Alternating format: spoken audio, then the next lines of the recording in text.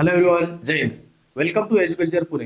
मित्रांनो, 2025 साठी घेण्यात आलेली 5वीची स्कॉलरशिपची परीक्षा आणि 8वीची स्कॉलरशिपची परीक्षा आज पार पडली. या परीक्षेचं विश्लेषण आपण पाहणार आहोत. विश्लेषण म्हणजे यामध्ये प्रत्येक प्रश्नाचं उत्तर दिलेलं असेल आणि ते उत्तर का आलंय हे आपण पाहणार आहोत. याच्यामध्ये सुद्धा एक भाग महत्वाचा आहे. फक्त उत्तर पाहून पुढे जाणं काही कामाचं नाहीये. म्हणजे तुम्ही 5वीची स्कॉलरशिप दिलेली असेल, 8वीची दिली असेल, दोन्ही प्रश्नपत्रिकांमधील इंग्लिश घटकाचं जे विश्लेषण आहे ते मी शरद खेडकर आपल्या समोर ठेवणार आहे. हे तुम्ही तुमच्या मित्रांपर्यंत शेअर करा. तुमच्या शाळेचे काही ग्रुप्स असतील, मित्रांचे ग्रुप्स असतील, पालकांना दाखवा आणि इतरांपर्यंत फक्त व्हिडिओची लिंक शेअर करा, जेणेकरून सर्वांना जे स्कॉलरशिप साठीचं ट्युटरिंग सुरू आहे एज्युकल्चर पुणेच्या युट्यूब चॅनलवरती आणि ऍप्लिकेशनवरती त्याची माहिती तुमच्यापर्यंत पोहोचून जाईल. आपण आता सुरू करतोय 2025 साठी. 2025 या वर्षासाठी 5वीची जी स्कॉलरशिपची परीक्षा झाली होती त्यामध्ये इंग्लिश या घटकाचं विश्लेषण म्हणजे प्रश्नांची उत्तरं आणि तेच उत्तरं का आले हे सुद्धा आपण पाहणार आहोत. आपण सुरुवात करतोय बघा. पहिला प्रश्न आहे, म्हणजे सरळ आपण प्रश्नांकडे जातोय. प्रश्न वाचणार, प्रश्न समजून घेणार आणि त्याचं काय करणार, उत्तर ते का आहे हे सांगा. ओके, चला पहिला प्रश्न बघा. Choose the correct alternative for the following sentence. त्यांनी विचारलंय की जे काही 4 ऑप्शन्स आहेत, या 4 ऑप्शन्स पैकी या प्रश्नामध्ये जे फिल इन द ब्लँक दिलेला आहे, रिकामी जागा दिलेली आहे, एक ब्लँक दिलेली आहे, त्या ठिकाणी कोणता पॉइंट येईल किंवा कोणता वर्ड येईल. ओके, आपण ते पाहायचं बघा. Choose the correct alternative for the following sentence. खालील वाक्यासाठी करेक्ट ऑल्टरनेटिव्ह शोधायचा आहे. Some students are playing dash dash the school. Some students are playing, काही मुलं खेळत आहेत, डॅश डॅश द स्कूल. आता ऑप्शन्स बघूयात आपण, म्हणजे काय सांगितलेलं आहे. आता बघा, some students are playing students the school, काहीही सेन्स लागत नाही. हे 3 शब्द काय केले त्यांनी, हा शब्द असेल स्टुडंट्स किंवा स्कूल असेल किंवा आर असेल, हे 3 शब्द त्यांनी याच वाक्यातले उचललेले आहेत. त्याचा काहीही सेन्स लागत नाहीये. ओके, फक्त एक आहे बघा, म्हणजे त्या ठिकाणी प्रिपोजिशन वापरायचं आहे आपल्याला किंवा एक फ्रेज वापरायची आहे. Some students are playing dash dash the school. मग सम स्टुडंट्स आर प्लेइंग कुठे खेळत असणार, एक तर शाळेच्या आत, शाळेच्या समोर, शाळेच्या पाठीमागे काहीतरी असणार ना. मग तरी ठिकाण सांगण्यासाठी आपल्याला एक फ्रेज वापरायला सांगितलेली आहे. ती फ्रेज आहे in FRONT, in front of. In front ऑफचं मिनिंग आहे च्या समोर.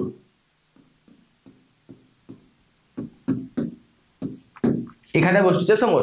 मग some students are playing in front of the school. लक्षात, म्हणजे शाळेच्या समोर खेळत आहेत, काही मुले शाळेच्या समोर खेळत आहेत असा त्याचा अर्थ आहे. आन्सर लक्षात आलाय का? Some students are playing in front of the school. हे जे 3 शब्द होते ना, त्यांनी वाक्यातलेच उचलले, ऑप्शन्स मध्ये टाकले. त्यांना असं वाटलं की मुलांच्या मनात गोंधळ निर्माण करू आणि याच्यापैकी काहीतरी मुलं सिलेक्ट करतील. ओके, तुम्ही जर अगोदर वाचलं असेल व्यवस्थित किंवा एक सेन्स जर तुमचा डेव्हलप झाला असेल, थोडा अभ्यास करून पुन्हा पुन्हा त्याच्या रिव्हिजन्स करून, काही टेस्ट वगैरे सोडून, तर तुम्ही सरळ सरळ एक मार्क केला असता आन्सर. तुम्हाला हेही लॉजिकने कळायला पाहिजे होतं की हे शब्द फक्त त्याने उचललेले आहेत वाक्यामधले आणि दिलेले आहेत, त्यांचा काही सेन्स लागत नव्हता, अर्थपूर्ण वाक्य तयार होत नव्हतं. चला नेक्स्ट क्वेश्चन बघा. Rearrange the letters to form a meaningful word. Choose the correct alternative. आता बघा, rearrange the letters to form a meaningful word. आपल्याकडे काही लेटर्स दिलेले आहेत बघा. लेटर्स आहेत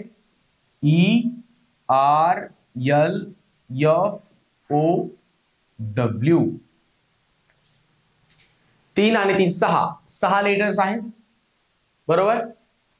आता हे जे 6 लेटर्स दिले आहेत ERLFOW, हे 6 अल्फाबेट्स यूज करायचे आपल्याला आणि एक वर्ड तयार करायचा, मिनिंगफुल, अर्थपूर्ण शब्द म्हणतो आपण त्याला, बरोबर. मग आता अर्थपूर्ण शब्द कोणता तयार होईल बघा. आता पहिला जर घेतला आपण FOLLOW, फॉलो साठी आपल्याला 2 L पाहिजेत, याच्यामध्ये फक्त एकच L आहे. ऑप्शन नंबर 1 गेला. प्रश्न समजलाय का? Rearrange the letters to form a meaningful word. दिलेले जे लेटर्स आहेत, अल्फाबेट आहेत, त्यांना रिअरेंज करा आणि एक अर्थपूर्ण शब्द तयार करा. आता बघा, ERLFOW 6 लेटर्स आहेत, याच्यामध्ये सुद्धा 6 लेटर्स आहेत, पण फॉलो शब्द तयार करण्यासाठी डबल एल पाहिजे, याच्यामध्ये डबल एल नाहीये, म्हणून नंबर 1 चा ऑप्शन गेला. नंबर 2 बघा, याच्यामध्ये सुद्धा डबल एल आहे, दिलेल्या लेटर्स मध्ये डबल एल नाही, एकच एल आहे. ऑप्शन नंबर 2 सुद्धा गेला. ऑप्शन नंबर 4 बघा बरं, ERLFOW.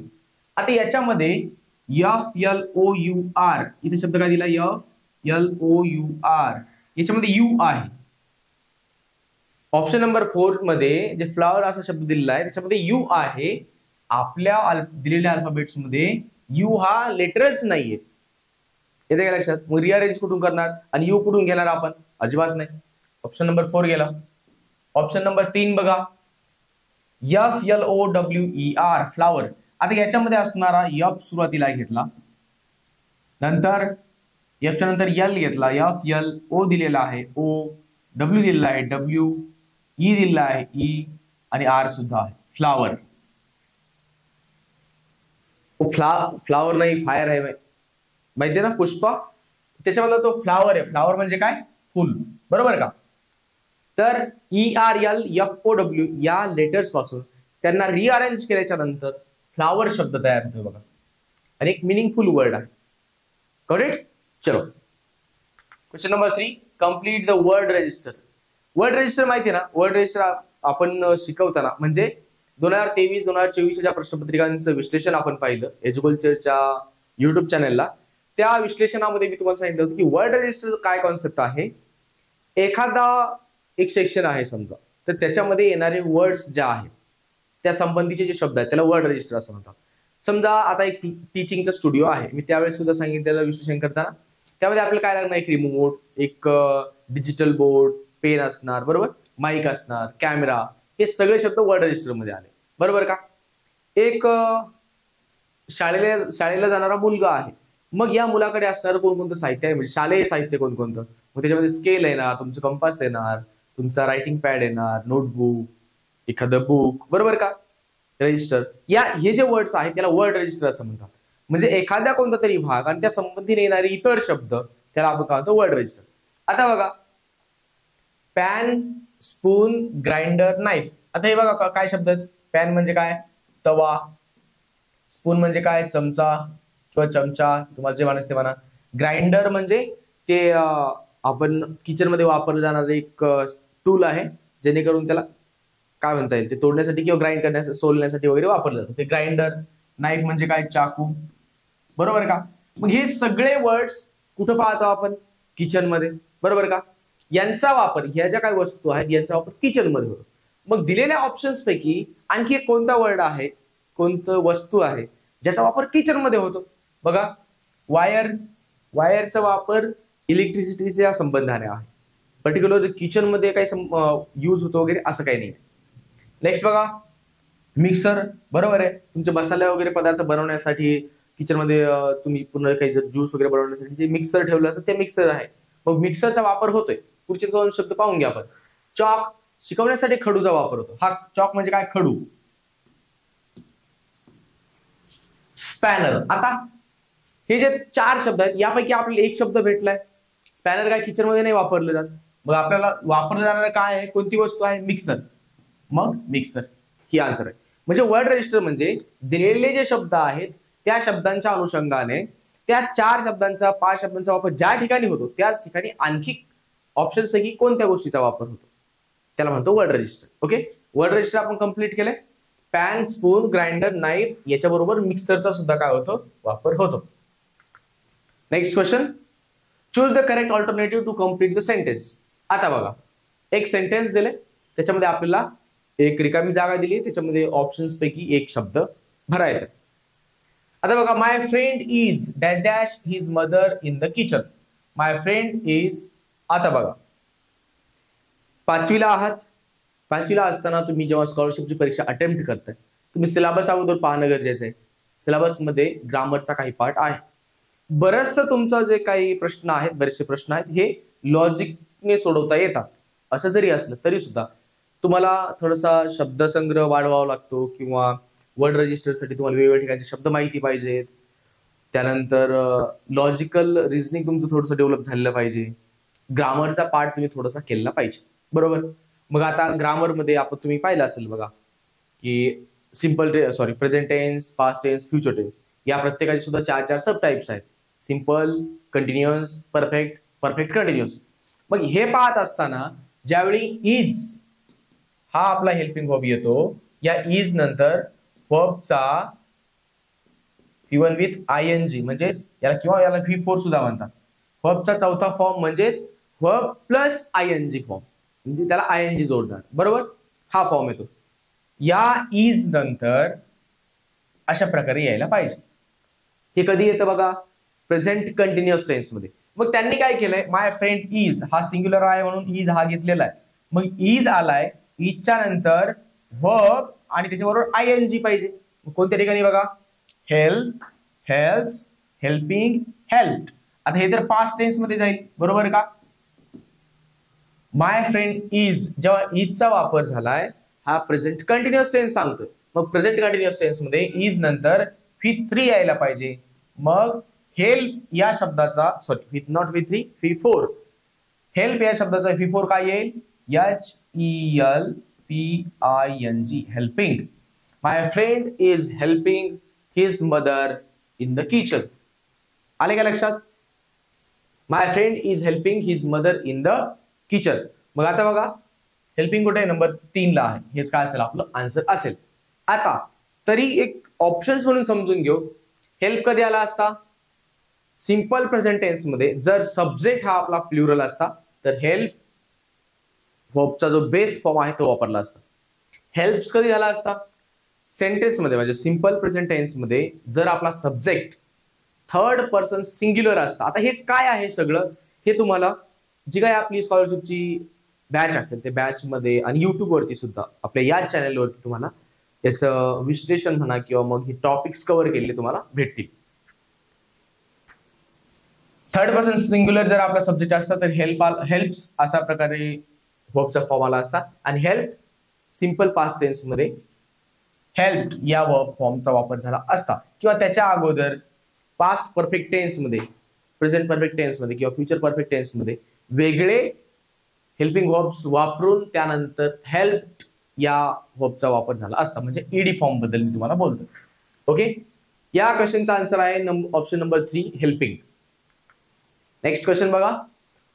प्रश्न थोडेसे ब्लर आहेत. प्रश्न मी वाचतोय, तुम्हाला समजून जाईल की प्रश्न काय आहेत.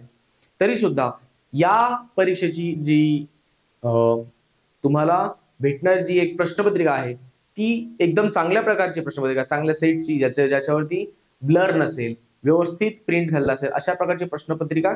त्याची लिंक ही या आपली जे काही टेलिग्राम चॅनल आहे या युट्यूब चॅनलच्या डिस्क्रिप्शन मध्ये, खाली डिस्क्रिप्शन बॉक्स मध्ये तुम्हाला लिंक असेल. त्या टेलिग्राम चॅनल ओपन करून तुम्ही ती प्रश्नपत्रिका डाउनलोड करा आणि प्रश्नपत्रिका समोर ठेवून सुद्धा पाहू शकता. चला प्रश्न बघा, प्रश्न समजून घेऊया. Read all the sentences and choose the wrong one. 4ही सेंटेन्सेस वाचायचे आणि त्यातील चुकीचा शोधायला सांगितलं. बघा बरं का, मी नेहमी सांगतो प्रश्न एकदा व्यवस्थित वाचायचा. प्रश्न समजला उत्तरापर्यंत पोहोचता येतं. रॉंग वन सांगितलंय. मग आपण 4ही प्रश्न वाचूयात, एक वाचूयात आणि तिथपर्यंत जाण्याचा प्रयत्न करू. Rajesh runs fast.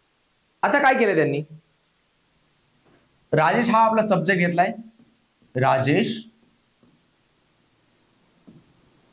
रन्स हा वर्बचा फॉर्म. मी थर्ड पर्सन सिंग्युलर जे मगाशी म्हटलं होतं, तृतीय पुरुषी एकवचनी करता म्हणतो आपण त्याला. राजेश रन्स आणि कसा पळतो, फास्ट. यातील फास्ट जो आहे म्हणजे हा आपला सब्जेक्ट, हा आपला वर्ब. आणि हे असं असताना सुद्धा हा सब्जेक्ट जो आहे तो आपला नाउन आहे, हा वर्ब आहे आणि हा जो फास्ट आहे हा ऍडव्हर्ब दिलेला आहे. बरोबर का. मग आता अशाच प्रकारची रचना आपल्याला प्रत्येक सेंटेन्स मध्ये दिसेल. राजेश रन्स फास्ट, काहीही चुकीचं नाही. राजेश कसा पळतो सांगितलेलं आहे, राजेश रन्स फास्ट. काही विद्यार्थी काय करतील, त्यांना असं वाटेल की पुढचे सेंटेन्स वाचल्यानंतर Rajesh sings nearly, Rajesh speaks loudly, Rajesh walks slowly. मग प्रत्येक ठिकाणी तुम्हाला LY दिसेल आणि मग तुम्ही म्हणाल की या 3 मध्ये शेवटी LY आहे, फक्त याच्यामध्ये LY नाही, म्हणजे 1 नंबरचा ऑप्शन रॉंग असेल असं नाही. ऑप्शन नंबर 1 मध्ये राजेश रन्स फास्ट, हे फास्ट ऑलरेडी ऍडव्हर्ब आहे. याला एलवाय लागत नाही. आलं लक्षात? फास्टली होत नाही. फास्ट हेच ऍडव्हर्ब आहे. म्हणून ऑप्शन नंबर 1 करेक्ट आहे. म्हणजे त्यांनी रॉंग वन विचारलेलं आहे. आपल्याला आता तेच बघायचं. विचारलंय रॉंग वन त्याने, म्हणजे रॉंग काय आहे ते विचारलं. परंतु आपलं सेंटेन्स हे बरोबर आहे. ऑप्शन नंबर 2 बघा. Rajesh sings nearly. राजेश गातोय नियरली म्हणजे जवळ. असं काही सेन्स लागत नाही बरं का. म्हणजे तुम्ही 4ही सेंटेन्सेस वाचले, ऑप्शन नंबर 2 सोडता बाकी 3ही वाक्यांचा अर्थ लागतोय. ऑप्शन नंबर 2 मध्ये राजेश सिंग्स नियरली म्हणजे असं जवळ गातोय वगैरे असं काय असतं, तो चांगला गातो, तो फार सुंदर गातो, असं जर काय म्हटलं असतं तर आपण समजू शकलो असतो. त्यांनी हा जो ऍडव्हर्ब वापरलाय हा चुकीचा ऍडव्हर्ब वापरलाय, त्यामुळे हे इनकरेक्ट आहे. नंबर 3 बघा. Rajesh speaks loudly. राजेश मोठ्याने बोलतो. मोठ्याने बोलणं बरोबर आहे की नाही? मग मोठ्याने बोलतो हे सांगितलं, हे बरोबर आहे. Rajesh walks slowly. राजेश हळूहळू चालतो म्हणजे वेगाने चालत नाही, एकदम हळूहळू चालतो. मग आता हे सुद्धा सेंटेन्स बरोबर आहे. त्यांनी आपल्याला चुकीचं शोधायला सांगितलं होतं. 1, 3, 4 बरोबर आहे. चुकीचा आहे नंबर 2. म्हणजे नंबर 2 काय असेल आपलं आन्सर असेल. हे उत्तर कसं आलंय हे सुद्धा तुम्हाला सांगितलंय बघा. नेक्स्ट बघूया. Question number 6. This arrow shows dash dash direction. हा जो एरो आहे हा कोणती डिरेक्शन सांगतो? बरोबर. This arrow shows dash dash direction. मग आता बघा, हे आपल्याला कोणीही सांगेल ना, दिसता क्षणी कळतं की हे वर जाण्याच्या डिरेक्शन सांगते, अपवर्ड सांगते, राईट. अपवर्ड तर हे आन्सर भेटलं आपल्याला. मग डाऊनवर्ड काय असतं? डाऊनवर्ड म्हणजे हे, बरोबर का. त्यानंतर राईट डिरेक्शन काय असते? अशा प्रकारे. आता ही राईट साइड आहे ना माझी, मग मी राईटला अशा प्रकारे सांगणार. लेफ्टला ही माझी लेफ्ट साइड आहे, बरोबर का. मग मी काय सांगणार? हे झालं लेफ्ट, म्हणजे लेफ्ट, राईट, डाऊनवर्ड आणि अपवर्ड. आलं का लक्षात? मग ही काय आहे? अपवर्ड डिरेक्शन आहे. ओके, चलो नेक्स्ट. सिंपल प्रश्न आहेत, फार अवघड असं काही नाहीये, परंतु त्या वेळेत आपल्याला ते समजलं पाहिजे आणि उत्तर मार्क करता आलं पाहिजे. याच्यामध्ये होतं काय, जर अगोदरच आपण तयारी केलेली असेल तर आपल्या उत्तरांपर्यंत पोहोचणं अडचणीचं ठरत नाही. Next, fill in the blanks. सुरुवातीला एक रिकामी जागा दिली आहे आणि त्यानंतर वाक्य दिलेलं आहे, शेवटी फुल स्टॉप सुद्धा दिलेला आहे.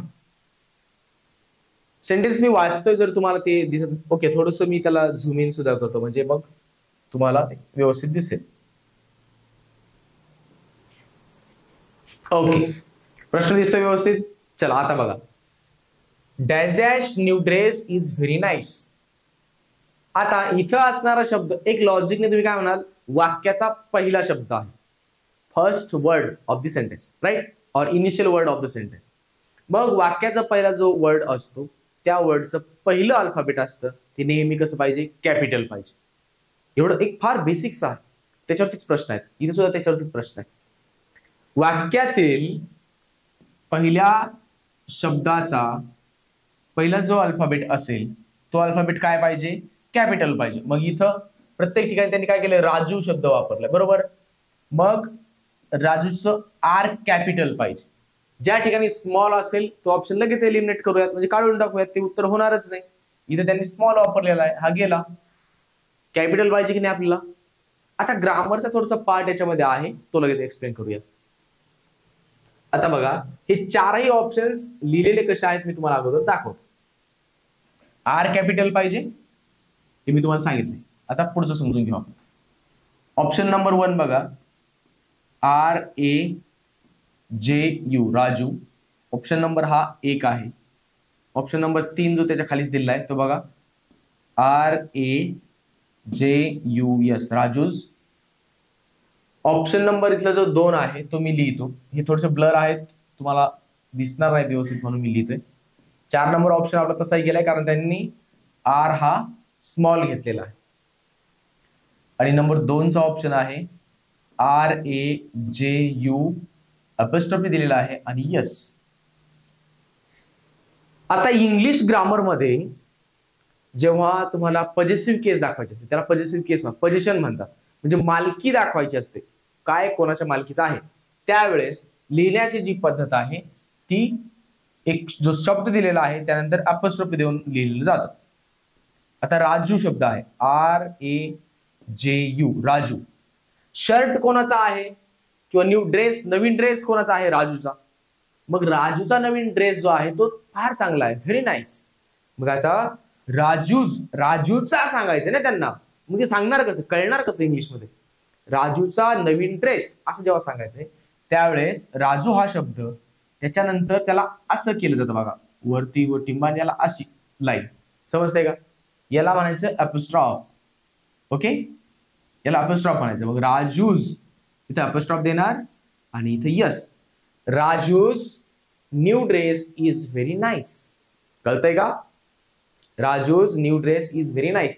मग अपस्ट्रॉफ देऊन लिहिण्याची आवश्यकता आहे का, तर आपल्याला त्याची मालकी दाखवायची आहे, पोझिशन दाखवायचंय. म्हणजेच इंग्लिश मधील ग्रामर मधील कॉन्सेप्ट आहे पॉझेसिव्ह केस, तर ते दाखवताना आपण अपस्ट्रॉफ देऊन लिहितो. मग ते कोणत्या ठिकाणी दिलेलं आहे बघा, त्यांनी नंबर 1 चा ऑप्शन त्यांनी फक्त राजू दिलाय म्हणजे तो गेला, कारण त्याच्यामध्ये अपस्ट्रॉफ दिलेलं नाहीये. इथं राजू यस लिहिलंय परंतु अपस्ट्रॉफ दिलेला नव्हता म्हणून हा सुद्धा ऑप्शन गेला. ऑप्शन नंबर 2 जो आहे त्याच्यामध्ये त्यांनी अपस्ट्रॉफ दिलेला आहे, मी ते तुम्हाला दिसावं म्हणून आणखी थोडंसं स्पष्ट केलंय, राजूज म्हणून नंबर 2 हे काय असेल आपलं आन्सर असेल. कळतंय. चलो next, find the odd man out. आता अशाच प्रकारचा प्रश्न 2023-24 मध्ये विचारलेला आहे. सी या अल्फाबेट पासून सुरू होणारे काही शब्द दिलेले होते आणि त्याच्यामध्ये त्यांनी विचारलं होतं की याचा स असा उच्चार न होणारे शब्द कोणता आहे. म्हणजे जसं की आता बघा, मी तुम्हाला शब्द सांगतो, CENTER, याचा उच्चार कसा होतो, सेंटर, बरोबर का. आणि दुसरा एक शब्द आहे CAT, कॅट, याचा उच्चार होतो क सारखा, कॅट, बरोबर का. मग अशाच प्रकारे या ठिकाणी सुद्धा लॉजिक त्यांना अपेक्षित आहे. मग त्यांनी विचारलं होतं अगोदर, असं जर सीच्या उच्चारांवरून प्रश्न होता, या ठिकाणी केच्या उच्चारावरून प्रश्न आहे. मग आता समजून घ्या. याला सुद्धा तुम्हाला जर वाटत असेल तर तुम्ही झूम इन करू शकता. ओके, ठीक आहे, चारही ऑप्शन्स व्यवस्थित दिसतील आपल्याला म्हणून ते झूम इन केलं. बरं, आता बघा, find the odd man out. First जो वर्ड आहे त्याचा उच्चार होतो KNEE, याचा उच्चार एवढाच होतो, नी म्हणजे काय, गुडघा. जो आपला पायाचा गुडघा असतो ना त्याला नी असं म्हणतो, राईट. नेक्स्ट बघा, काइंड. आता जो नंबर 2 चा आहे त्याचा उच्चार होतो काइंड, क सारखा उच्चार होतो, लक्षात आलं. नंबर 3 बघा, किंग म्हणजे राजा. हा काइंड म्हणजे दयाळू, किंग म्हणजे राजा. काइट म्हणजे पतंग. ओके, जुनी मूवी होती कटी पतंग, राईट. ओके, आता बघा तुम्हाला काय दिसतंय बरं या 4 शब्दांमध्ये. या फर्स्ट ऑप्शनचं जे प्रोनाउन्सिएशन आहे ते आहे नी, म्हणजे यातील जो के आहे तो सायलेंट आहे. बाकी तीनही शब्दांमध्ये केचा उच्चार क सारखा होतो. मग त्यांनी एक वेगळा 4 ऑप्शन्स पैकी वेगळा ऑप्शन काय आहे तेच निवडायला सांगितलं, ते सिलेक्ट करायला सांगितलं, बरोबर का. मग आता बघा, नंबर 2, नंबर 3 आणि नंबर 4 यांचा उच्चार जर सेम असेल, वेगळा काय पडला, ऑप्शन नंबर 1, कारण त्याच्यामध्ये केचा उच्चार होत नाही, तो सायलेंट आहे, म्हणून आपला आन्सर काय असेल, नंबर 1. वेगळा शोधायला सांगितला होता 4 पैकी, राईट. त्यालाच फाइंड ऑड वन आउट किंवा ऑड मॅन आउट असं म्हणतात. चलो next question. Choose the correct punctuation mark to complete the sentence. What a pile of gold you have there. आता एकदम सोपं सांगतो, एक जनरल ठोकताळा. फार जर काही लक्षात नाही आलं परीक्षेमध्ये तर what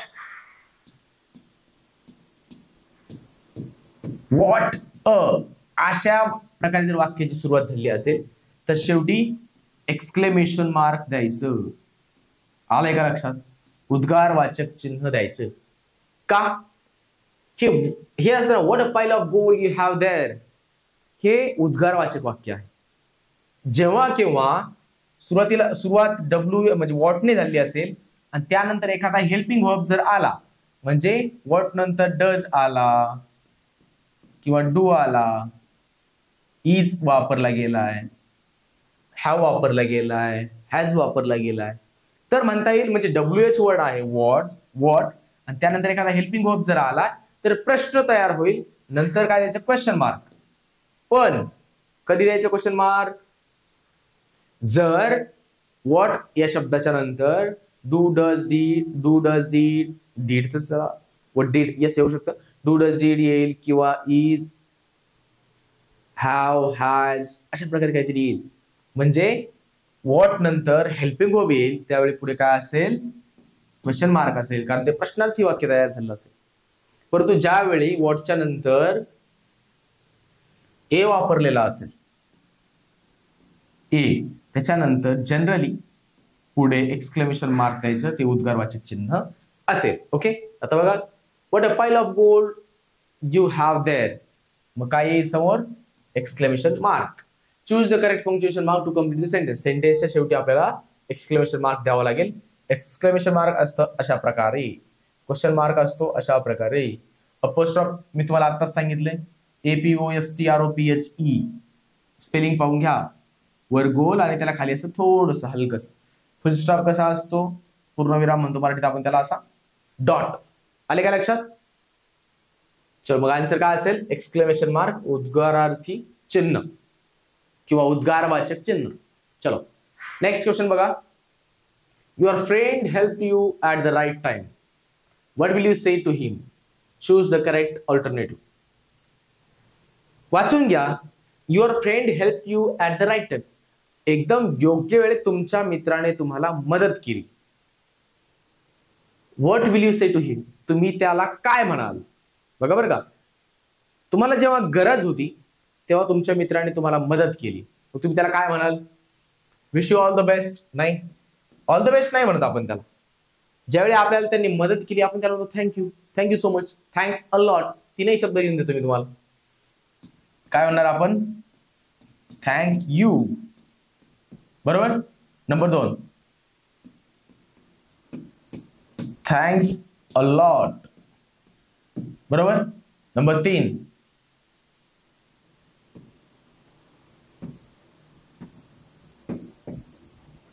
thank you so much. Thank you so much. बरोबर का? मग ज्यावेळेस आपल्याला कोणी मदत करतं त्यावेळेस अशा प्रकारे आपण त्याला बोलू शकतो. मग आता ऑप्शन्स मध्ये बघा, wish you all the best. एखादी व्यक्ती एखाद्या परीक्षेला चालली आहे, चांगल्या कामासाठी चालली आहे, कुठल्या तरी प्रोजेक्टवर काम करते, त्याला त्याच्यामध्ये यश यावं यासाठी आपण wish you all the best म्हणतो. Number 2, congratulation. काहीतरी अचीव्ह केलं, यश मिळवलंय, त्यावेळी आपण कॉंग्रॅच्युलेशन म्हणतो. मदत केली आपल्याला म्हणून कॉंग्रॅच्युलेशन नाही म्हणत. Have a nice day. एखाद्याला असं जर सहज बोलायचं असेल की तुमचा आजचा दिवस चांगला जावो, काय वैताग तुमच्या डोक्याला येऊ नये, बरोबर, त्यावेळेस आपण हॅव अ नाईस डे म्हणतो. इथे ते येणार नाही, थँक्यू सो मच. जर आपल्याला कोणी मदत केली तर आपण त्याला थँक्यू सो मच असं म्हणतो. बरोबर. चलो next question. Complete the grid of animals by choosing proper set of alphabets. आता त्यांनी काय केलंय? ऑप्शन्स बघा, म्हणजे रिकामी जागा, इथे रिकामी जागा आहे, आणखी रिकामी जागा कुठे? नंबर 2 इथं खाली नंबर 2 दिलेला आहे, इथे नंबर 3 दिला, इथे एक रिकामी जागा आहे, नंबर 4 दिला, इथे एक रिकामी जागा. या रिकाम्या जागा भरायच्या, तिथे एक योग्य अल्फाबेट भरायचे आणि अॅनिमल्सचे नाव तयार झाले पाहिजे. बरोबर. मग फर्स्ट ऑप्शन बघा बरं, म्हणजे फर्स्ट वाली जी लाईन आहे आडवी लाईन, त्याला आपण कंप्लीट करण्याचा प्रयत्न करू.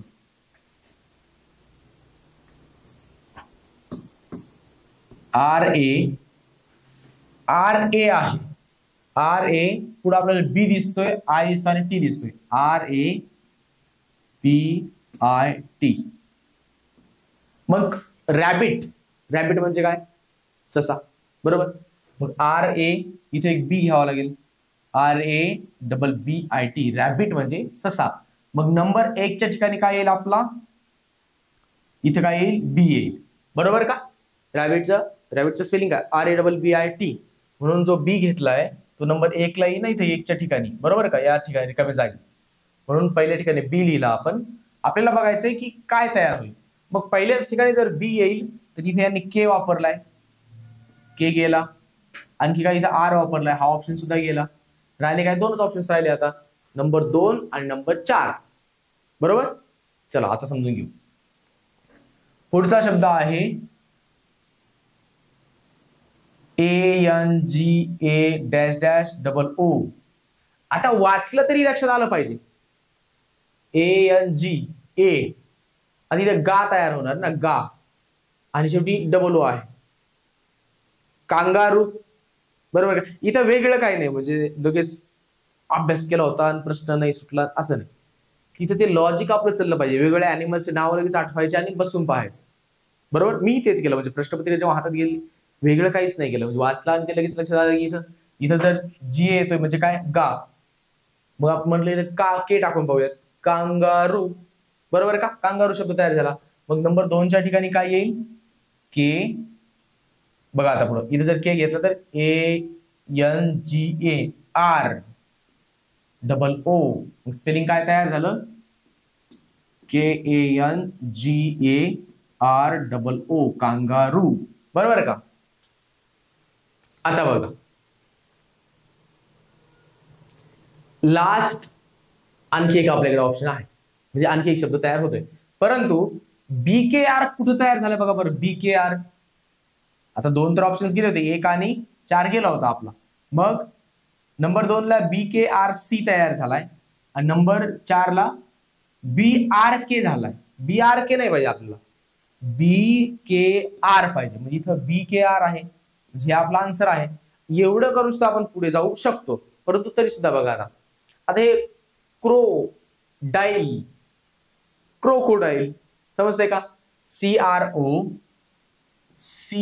CROCODILE, crocodile. साधं सोपं आहे, येते लक्षात. मग BKRC आहे नंबर 2 ला, म्हणजे हेच काय आपला आन्सर असेल. समजते. ऑप्शन नंबर 4 चुकीचा असेल, कारण त्याच्यामध्ये उलट केलंय त्यांनी. BKRC अशा प्रकारे तिथलं बसवलं जाऊ शकेल. क्रोकोडाईल म्हणजे काय, मगर. आलं लक्षात. चलो क्वेश्चन नंबर 12 बघा. Fill in the blank with the correct alternative. Again options दिलेत, एक रिकामी जागा दिली, त्या ठिकाणी आपलं वर्ड भरायचं आहे. मी तुम्हाला शिकवताना म्हणजे 2 प्रश्नपत्रिकांचं अनालिसिस आपल्या युट्यूब चॅनलला आलेलं होतं. आता जवळपास सगळ्याच प्रश्नपत्रिकांचं अनालिसिस तुमच्यापर्यंत, म्हणजे 2017-18 पासूनच्या सर्व प्रश्नपत्रिकांचे विश्लेषण. फक्त उत्तर नाही, ते आन्सर काय येते, प्रश्न समजून घेणे, उत्तरापर्यंत पोहोचणे, हे कसं करायचं हे तुम्हाला सांगितलेलं आहे. मग त्याच्यामध्ये मी तुम्हाला सांगितलं होतं, आपल्या सिलेबसमध्ये सुद्धा आहे, कार्डिनल नंबर्स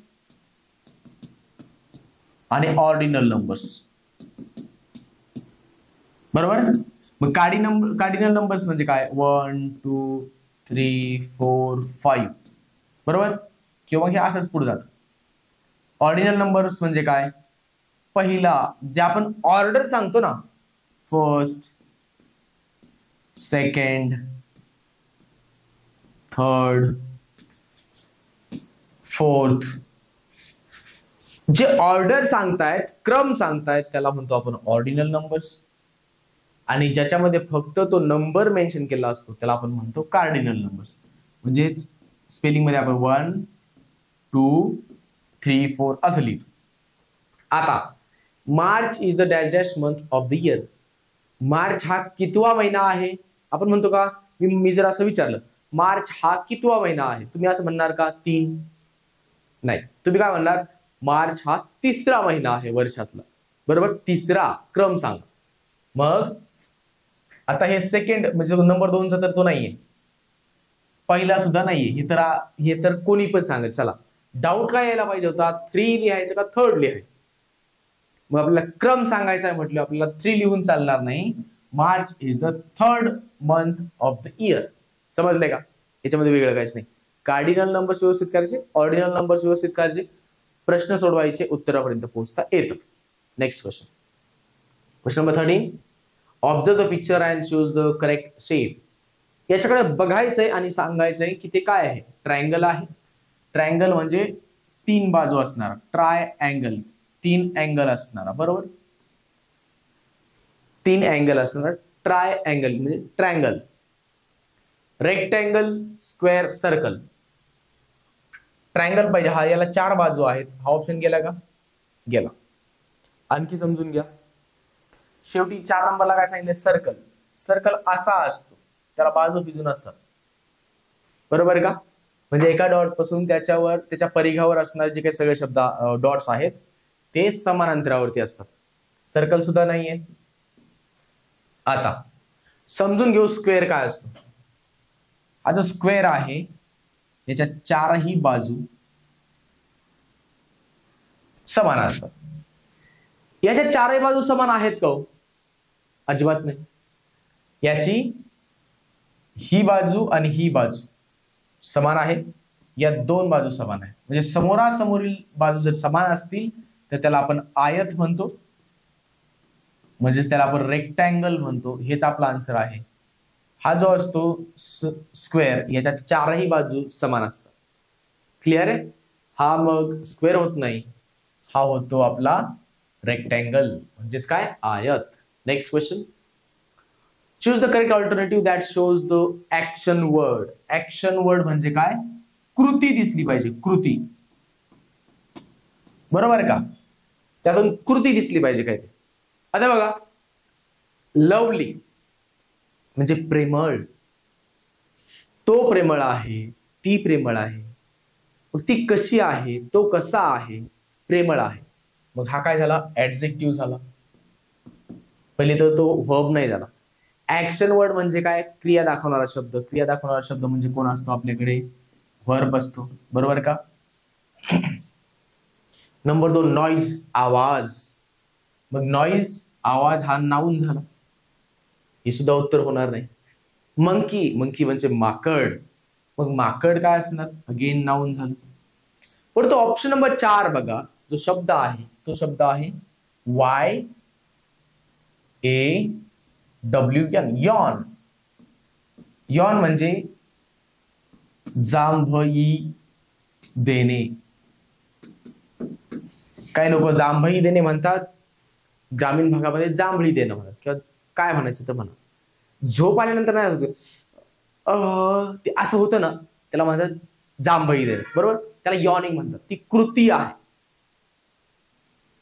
यॉन. आलं लक्षात? जांभई देणे, यॉन, त्याला म्हणतो आपण जांभई देणे.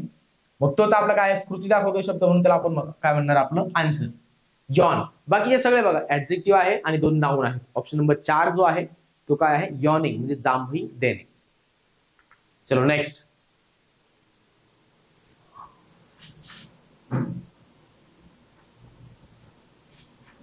थोडासा प्रश्न तुमच्या समोर व्यवस्थित दिसेल असं आपण त्याला शिफ्ट करूयात.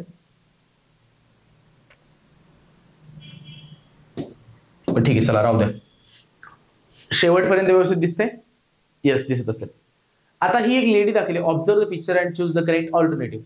व्यवस्थित बघायचंय आणि तुम्हाला ठरवायचं बघा. म्हणजे एकदा व्यवस्थित पिक्चर बघा आणि त्याच्यामध्ये काय सांगितलंय किंवा ती लेडी आहे ती काय करते बघा. म्हणजे पिक्चर जर क्लिअर दिसत नसेल तर मी अगोदर तुम्हाला पिक्चर एक काय डिस्क्राईब करतो, त्यावर तुम्ही ठरवा.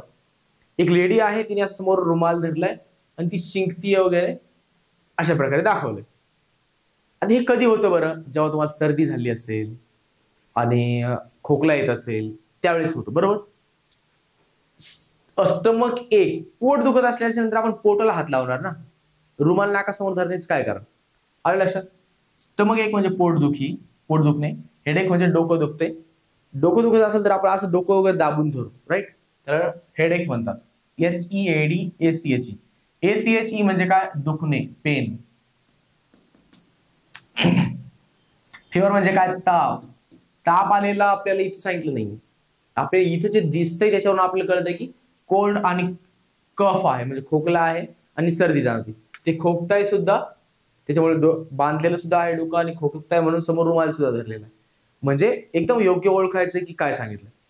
उगीच म्हणजे डोकं बांधलंय, खोकतायत त्या आणि आपण म्हणायचं त्याला ताप आली, काय अर्थ आहे का? अजिबात नाही. त्याच्यामध्ये काय सांगितलं? कफ आणि कोल्ड हे आपलं काय असेल? आन्सर असेल. नेक्स्ट बघा. आता एक पॅसेज आहे, साधारणतः 2.5 लाईन्स आहेत. 2.5 लाईन्स आर देअर. हे वाचायचं व्यवस्थित आणि प्रत्येक प्रश्नाचं उत्तर लिहायचं. Once there was an emperor in China who was very fond of gardening. Emperor होता, त्याला गार्डनिंग फार आवडायचं. गार्डनिंग म्हणजे बागेत काम करणं. मग त्याच्यामध्ये बागेतील झाडांवरती विशेष प्रेम, त्यांना पाणी घालणं, त्यांची काळजी घेणं, याला गार्डनिंग म्हणतात. He loved plants and gardens. त्याला वनस्पती वर प्रेम होतं आणि गार्डन सुद्धा त्याला आवडायचे. He even enjoyed working in his gardens. ते गार्डन्स मध्ये काम करणं त्याने काय केलं, एन्जॉय केलं. People came from far and wide to see his beautiful gardens. Far and wide ही एक इडियम आहे बघा.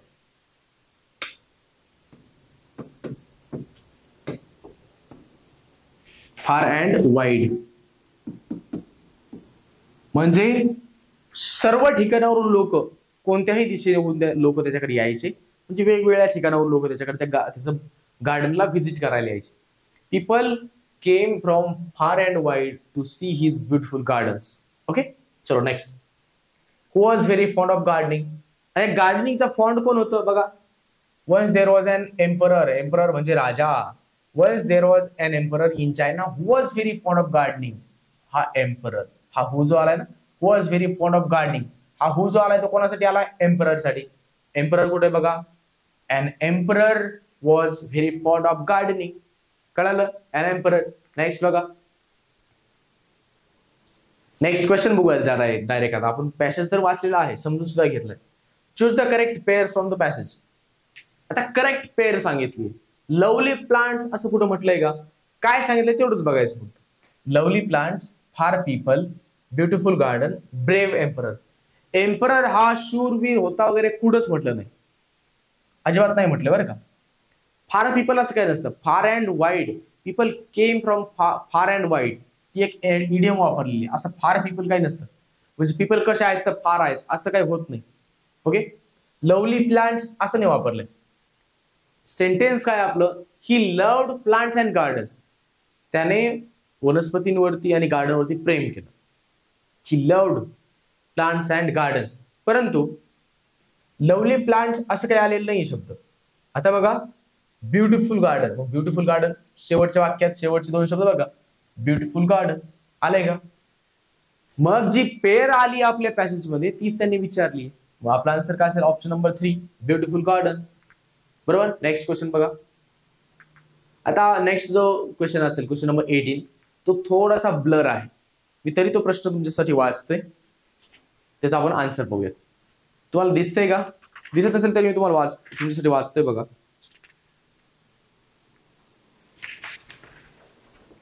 थोडासा प्रश्नच ब्लर आहे आपल्याकडे जो उपलब्ध झालेली पीडीएफ आहे त्यामध्ये.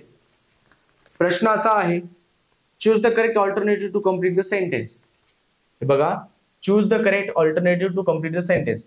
दिलेले जे 4 ऑप्शन्स आहेत, या ऑप्शन्स पैकी 1, 2, 3 आणि 4, या 4 ऑप्शन्स पैकी एक योग्य असा ऑप्शन इथं बसवायचा. द एम्परर एन्जॉयड असं लिहिलेलं आहे. The emperor enjoyed dash dash. एम्पररने काय एन्जॉय केलं असं म्हटलंय. मग इथं सांगितलंय बघा त्यांनी. ही कोणासाठी आलाय, हा ही जो प्रोनाउन आहे तो एम्परर या नाउन साठी आला. मग he enjoyed working in his gardens. Garden मध्ये काम करणं त्याने एन्जॉय केलं. बरोबर. He even enjoyed working in his gardens. मग बघा, वर्किंग इन गार्डन्स कुठे, working in the gardens number 4 ला आहे. हे काय असेल आपला आन्सर असेल. बाकीचे option plants, beautiful flower, working in the palace नाही, पॅलेस नव्हतंच. त्यांनी सांगितलेलं वर्किंग इन हिज गार्डन्स. हे इथंच उत्तर दिलेलं आहे. देवीचं घ्यायचं आणि देवीला वाहायचं असा प्रश्न म्हणजे मार्ग आहे. काय असतं ना, पॅसेजवरचे प्रश्न सोपे असतात. पॅसेज व्यवस्थित वाचायचं आणि उत्तर लिहायचं. आपण 3 पैकी 3 प्रश्नांची उत्तर काढलेली आहे. काही अवघड आहे का, नाही. Working in gardens option number 4. Next बघा, प्रश्न वाचा. काय सांगितलंय,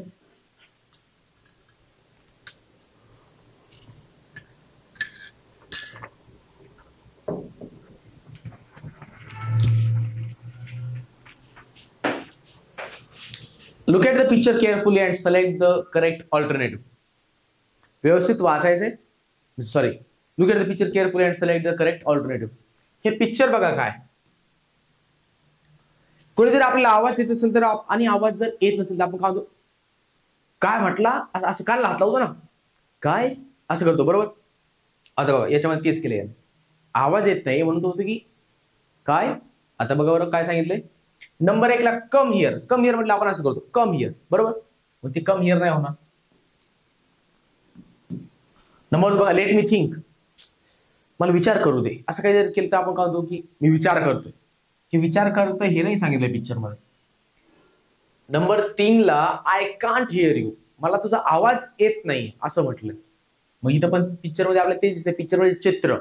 पिक्चर म्हणजे लगेच सिनेमा मूवी नाही, पिक्चर म्हणजे चित्र. Okay, I can't hear you, आवाज येत नाही असं सांगितलं. नंबर 3 हे काय असेल आपला आन्सर असेल. तरी ऑप्शन 4 बघा, व्हॉट्स रॉंग. व्हॉट्स रॉंग असं जर केलं मी, व्हॉट्स रॉंग, तर म्हणता येईल की हा व्हॉट्स रॉंग, म्हणजे काय झालंय काय असं जेव्हा विचारायचंय तेव्हा व्हॉट्स रॉंग असं म्हणता येईल. Okay, what is wrong. आले का लक्षात. याच्यामध्ये त्यांना इंडिकेट करायचं की आय कांट हिअर यू, मला तुझा आवाज येत नाही, मोठ्याने बोल. तेव्हा आपण असं करतो. Question number 20, choose the correct alternative of contracted form to complete the sentence. एक कॉन्ट्रॅक्टेड फॉर्म मी तुम्हाला याच्या अगोदरही सांगितलं होतं, म्हणजे जसं की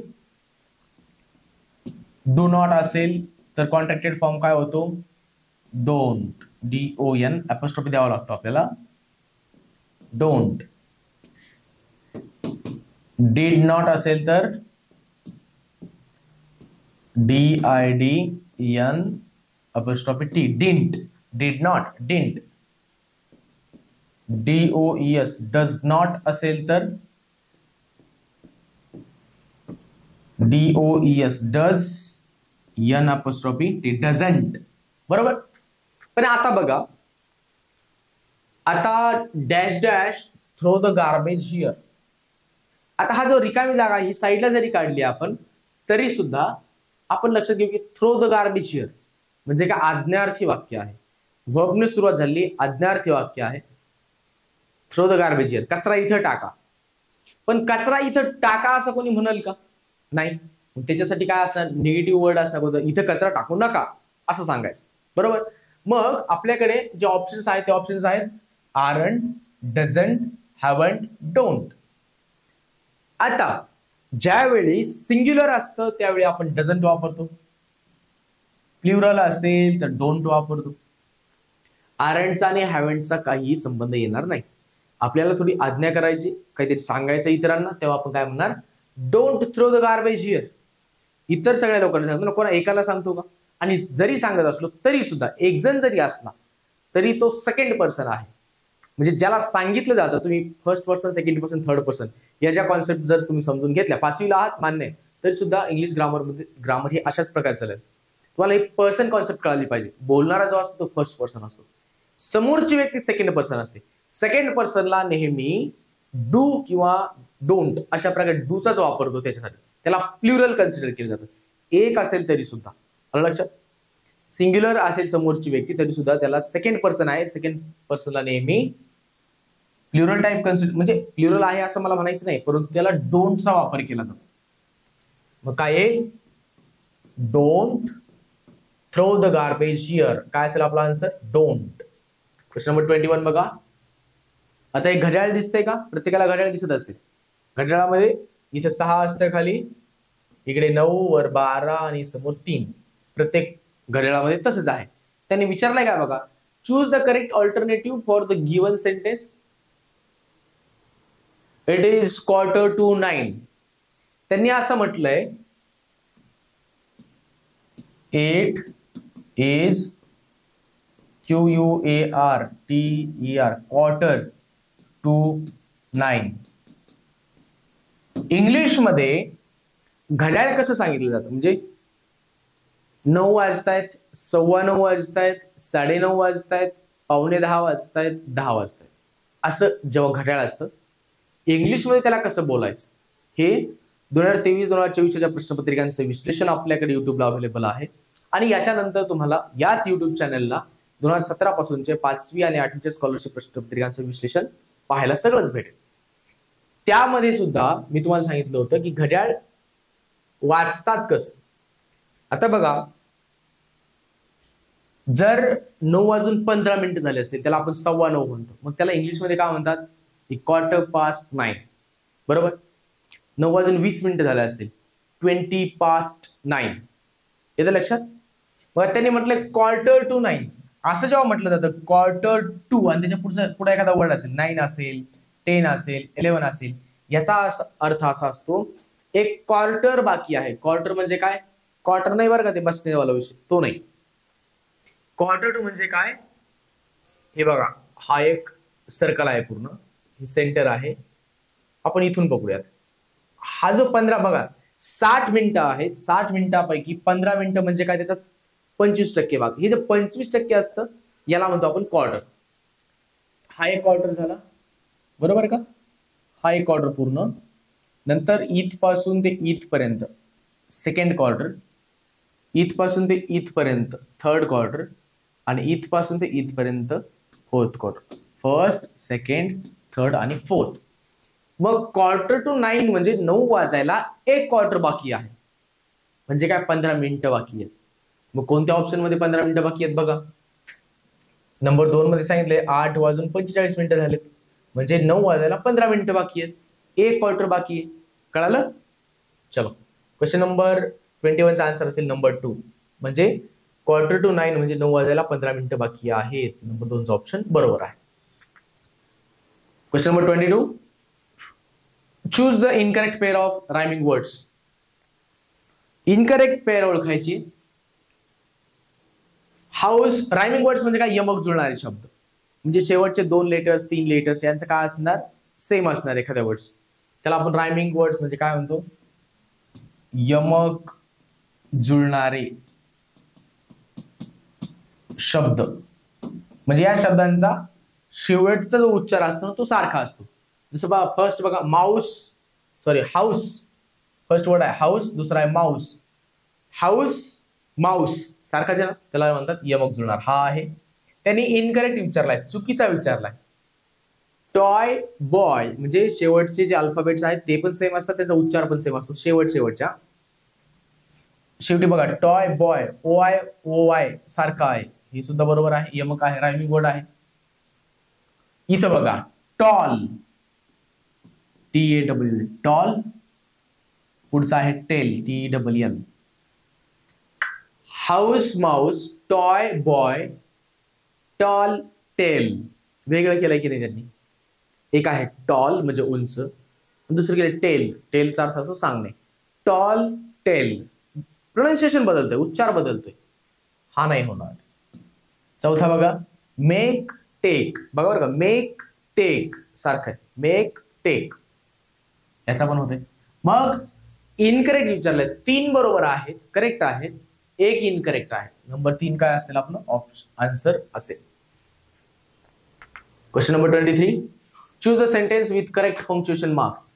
त्यांनी पंक्च्युएशन मार्क म्हटलंय, परंतु आपल्याला ओळखायचंय त्यांना अल्फाबेट अपेक्षित आहे. म्हणजे अल्फाबेट, कॅपिटल अल्फाबेट जे असेल, कॅपिटल लेटर, स्मॉल लेटर, त्याचा करेक्ट यूज ओळखायला सांगितलं.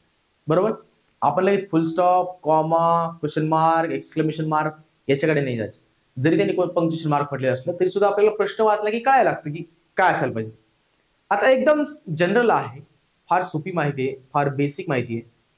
कोणतंही सेंटेन्स असेल त्या सेंटेन्सच्या सुरुवातीचं जे लेटर असतं, फर्स्ट अल्फाबेट जे असतं, जो फर्स्ट वर्ड आहे त्या फर्स्ट वर्डचं फर्स्ट अल्फाबेट जे असतं दॅट शुड बी कॅपिटल. ते काय पाहिजे? कॅपिटल पाहिजे. 1 आणि 3 मध्ये दोन्ही मध्ये सुद्धा यम काय आहे? स्मॉल आहे. दोन्ही सुद्धा चुकीचे होऊन जातील. आता 2 आणि 4 मध्ये बघा, फर्स्ट वर्डचं फर्स्ट अल्फाबेट कॅपिटल आहे. मग आता ओळखायचं कसं? पुढचा एक तर नियम झाला पहिला, first alphabet of the first word should be capital. लिहून घ्या, हे लिहून ठेवा. वाक्यातील पहिल्या शब्दाचं पहिलं अल्फाबेट कॅपिटल असलं पाहिजे. आणि नंबर 2, वाक्यामध्ये एखादं जर प्रॉपर नाउन आलेलं असेल, प्रॉपर नाउन समजतं?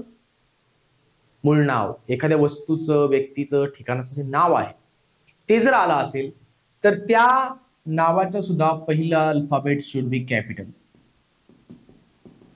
काय पाहिजे? Proper noun. मग प्रॉपर नाउन काय असतं? एखादी व्यक्ती असेल, वस्तू असेल, ठिकाण असेल, त्याचं जे नाव असतं त्याला प्रॉपर नाउन म्हणतात. माय ब्रदर लिव्स इन मुंबई. या दोन्ही ठिकाणी मुंबई शब्द आहे. मुंबई हे एका ठिकाणाचं नाव आहे, म्हणून मुंबई या शब्दाचं यम कॅपिटल पाहिजे. नंबर 2 मध्ये त्यांनी यम कॅपिटल दिलेला नाहीये, कळतंय का?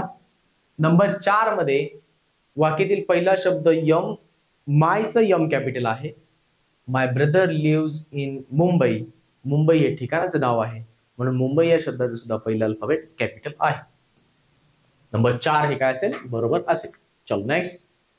सेकंड लास्ट क्वेश्चन आहे. Choose the correct alternative to make a meaningful sentence. एक अर्थपूर्ण वाक्य बनवायचं आहे वाचून. आता हे वाचल्याच्या नंतर मी नेहमी म्हणतो बघा, तुम्ही जर सॉरी तुम्ही सातत्याने थोडंसं इंग्लिश जर वाचत असाल तर हे असं वाचल्यानंतर लगेच कळतं की आपल्याला कोणता वर्ड त्या ठिकाणी बसवायचा. Please dash dash for me. माझ्यासाठी, हे बघा, फॉर मी म्हणजे माझ्यासाठी, प्लीज म्हणजे रिक्वेस्ट आहे, पण काय यातील समजून घेऊयात. वेट करणे म्हणजे काय? वाट पाहणे किंवा प्रतीक्षा करणे. हे वेट म्हणजे वजन, WEIGHT. WET वेट म्हणजे काय? ओला. ओला किंवा ओला करणे, ओला होणे अशा अर्थाने वेट्स त्याच अर्थाने. ओके, फक्त सिंपल प्रेझेंट टेन्स मध्ये त्याचा वापर तसा होऊ शकतो. आता बघा, प्लीज डॅश डॅश फॉर मी.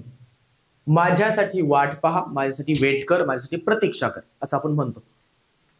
हेच आपलं काय असेल? आन्सर असेल. Number 2, please wait for me. माझ्यासाठी वजन कर, नाही होणार. जर तसं म्हणायचं असतं तर इथं एक वर्ब आला असता, त्याचं स्पेलिंग आहे WEIGH. वेई. वेई करणे म्हणजे काय? वजन करणे. आलं लक्षात? पण त्यांनी वेट हा शब्द लिहिला म्हणजे हा नाऊन आहे. नाऊन तसं तो होणार नाही. आलं का लक्षात? वेट म्हणजे इथे वजन होतं फक्त. WEIGH असं वेई जर लिहिलं असतं तर त्याचा अर्थ होतो वर्ब. इथे त्यांनी वर्ब नाही वापरलाय, फक्त नाऊन वापरलेलं आहे. Please wait for me. माझ्यासाठी काय कर? वेट कर, माझी प्रतीक्षा कर. ओके, आन्सर आपल्याला भेटलेला आहे. Next question.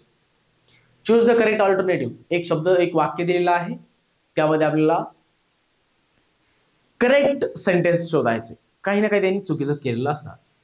My father is the teacher. My father is an teacher. The my father is a teacher. My father is a teacher. आता बघा, एखादा जर व्यवसाय वगैरे जर असेल, मग तो डॉक्टरकीचा व्यवसाय असेल,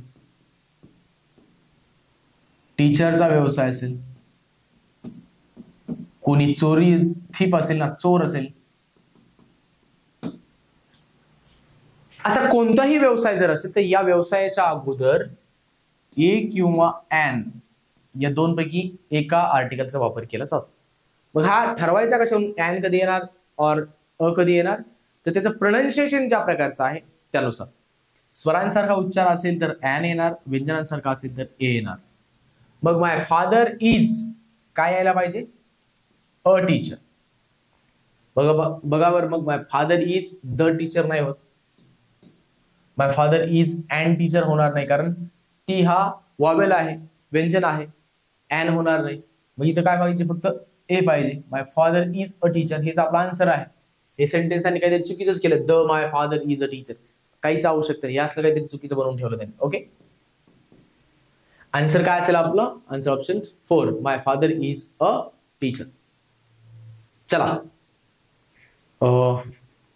2025 मध्ये 9 फेब्रुवारी 2025 रोजी घेण्यात आलेली 5वीची जी परीक्षा आहे, 5वी स्कॉलरशिपची परीक्षा, या परीक्षेच्या जे काही 25 प्रश्न होते इंग्लिश घटकावरती विचारले गेले, या 25ही प्रश्नांचं विश्लेषण आपण पाहिलेलं आहे. ओके, काही अडचण असेल तर एक नंबर दिलेलाच आहे आपला, या नंबरवरती कॉन्टॅक्ट करू शकता, त्यावरती आपण बोलू शकतो. टेलिग्रामला सुद्धा अभिषेक सीसॅट याच्यावरती सुद्धा तुम्ही टेलिग्रामला कॉन्टॅक्ट करू शकता. डिस्क्रिप्शन बॉक्समध्ये काही लिंक्स असतील, टेलिग्राम चॅनलची लिंक असेल, त्यानंतर काही पीडीएफच्या लिंक्स असतील, कॉन्टॅक्ट करण्यासाठी नंबर दिलेला असेलच. कॉन्टॅक्टमध्ये राहा. आपल्या इतर मित्रांबरोबर या व्हिडिओची लिंक शेअर करा, सगळ्यांपर्यंत पोहोचवा. 5वी आणि 8वीचं स्कॉलरशिप याच्या संबंधाने तयारी आपल्या या युट्यूब चॅनलला, त्याचबरोबर एज्युकल्चरच्या ऍप्लिकेशनवरती सुद्धा तुम्हाला पाहायला मिळेल. नेक्स्ट लेक्चरमध्ये लवकरच भेटूयात. हे होतं 5वीच्या स्कॉलरशिपचं विश्लेषण. 8वीचे तुमचे जर मित्र असतील तर त्यांच्यापर्यंत सुद्धा हा व्हिडिओ पोहोचवा. 8वीच्या प्रश्नपत्रिकेचं विश्लेषण सुद्धा इंग्लिश घटक मॅथ्स रीडिंग चालेलं आहे. इंग्लिश घटकाचं विश्लेषण सुद्धा अपलोड आपल्या चॅनलवरती होऊन जाईल. लवकरच भेटूयात. तोपर्यंत जय हिंद.